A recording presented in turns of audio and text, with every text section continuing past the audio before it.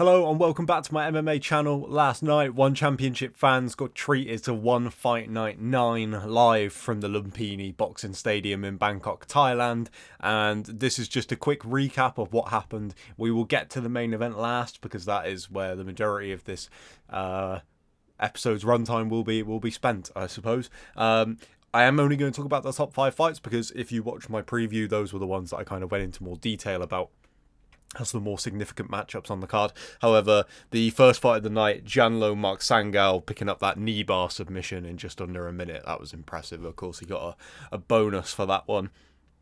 Moving up the card, though, the first fight that I spoke about as one to look out for in my preview was Denise Zamboanga taking on Julie Mezababa.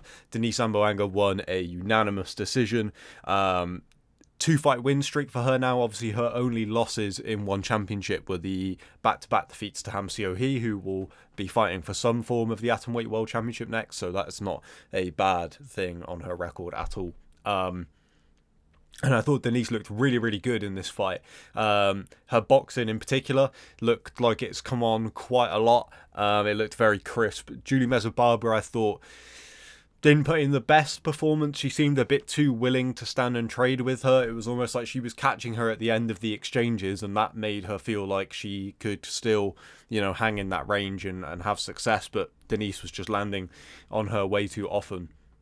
She needed to switch it up. She started throwing in some takedowns, but kind of a little bit too little too late, and they weren't too effective. Zamboanga was able to defend most of them pretty well, so a good win for her.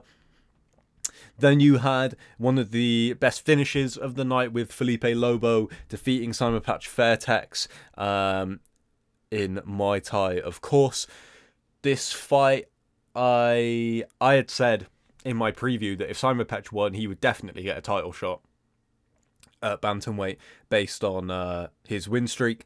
And I wasn't sure about Felipe Lobo, but after that finish, I think he'll get it. Obviously, his last loss was to Nong-O, and with the way that things played out, we'll get to that a little bit later on, but with the way things played out, I think he's done enough to earn himself a title shot. So fair play to Felipe Lobo, it's a great performance. Then you had Bokang Masanyen taking on Hiroba Minowa.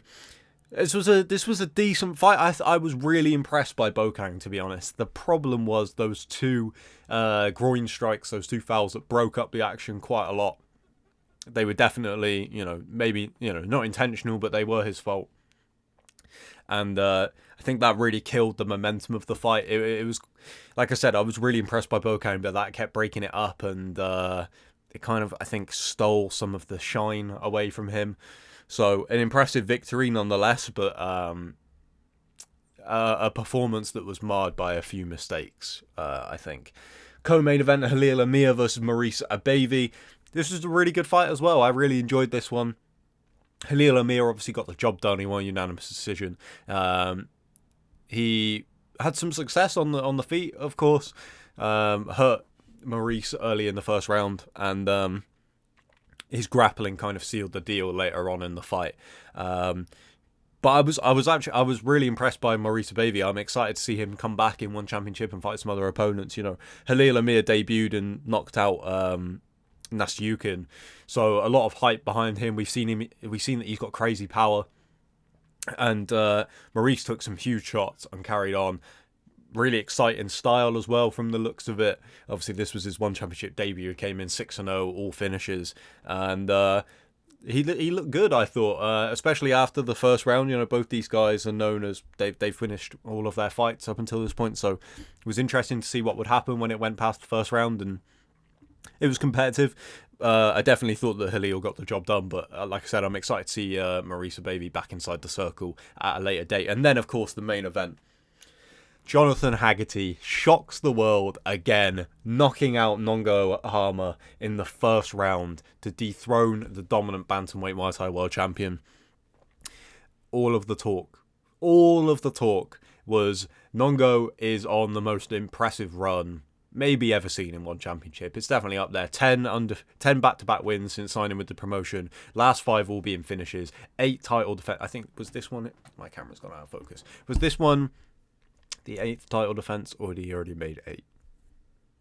I think this one would have been the 8th. I think he won the title in his 3rd fight. I haven't fact check that, so I could be wrong, but I believe he had back-to-back fights and then won the championship. But either way, all the talk was Haggerty is legit, but Nong-O is just too good right now. And that's kind of how I felt as well. Haggerty kept saying, I've done it before, I'll do it again. Of course, he beat Sam A at flyweight to become the flyweight world champion and kind of shocked the world then. And he kept saying, I'm going to do it again. I wrote an article yesterday morning before the fight where Haggerty had said he only needs one shot. That was the thing that he said would be the difference, is that he just needs to land one. And I was a bit like, feel like that's kind of more in favour of Nong-O, that one shot needing to land. Because to be honest, I wasn't massively impressed by Haggerty's bantamweight debut against Vladimir Kuzmin. Of course, he got his hand raised majority decision at One on Prime Video 4 in November, but it was really, really close fight. And I didn't see a whole lot of Haggerty's game that had changed by moving up to bantamweight. And then this fight, it's like he Alexander Usyk'd everyone and tricked everyone into underestimating him again. Because first of all, he looked massive at bantamweight, absolutely massive. I don't know how he ever made flyweight, but the power on his shots, just he seemed to have so much more weight behind. I mean, obviously he does. You know, it's a no-brainer, but everything he landed had so much more impact. Whereas I feel like at flyweight, there was always a power disadvantage for him, at least against some opponents, not all of them, of course, but. And that balance completely shifted. Obviously, when Nong-O hit him with some shots, I was like, that's bad. Can't be taking too many of those. But then dropped him. I think it was a straight right hand that dropped him. My camera just decided to stop syncing my audio then, so there might be a strange cut. It does this. I don't know. OBS just has a nightmare sometimes. What was I saying? The straight right hand dropped him, and then the combinations afterwards were absolutely fantastic. Like when I initially saw it, I thought I was watching it in like 2 times speed. It was so fast. And then obviously that last knockdown, face plants Nong-O. Haggerty wins the Muay Thai World Championship at bantamweight. I had said in my preview that if Haggerty won, they have to do him versus Liam Harrison. Hopefully in England. I don't know if that will happen, but hopefully.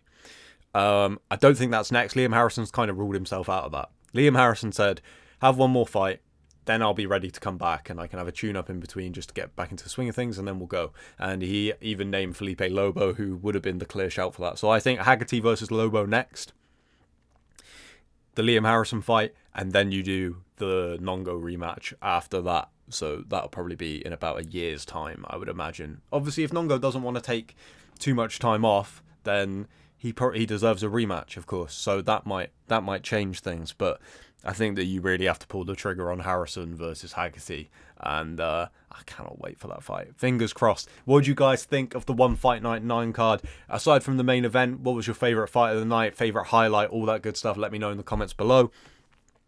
We're counting down the days now till One Fight Night 10 on May 5th. One of the biggest cards One Championship has ever put on. So I'll have a preview of that out soon on this channel. So subscribe, and also go to VMTV where all my interviews are, because we will be doing podcast previewing that, talking about this card. And we've got a couple of interviews coming up with some One Championship fighters as well. So head over there, and I'll see you on the next one.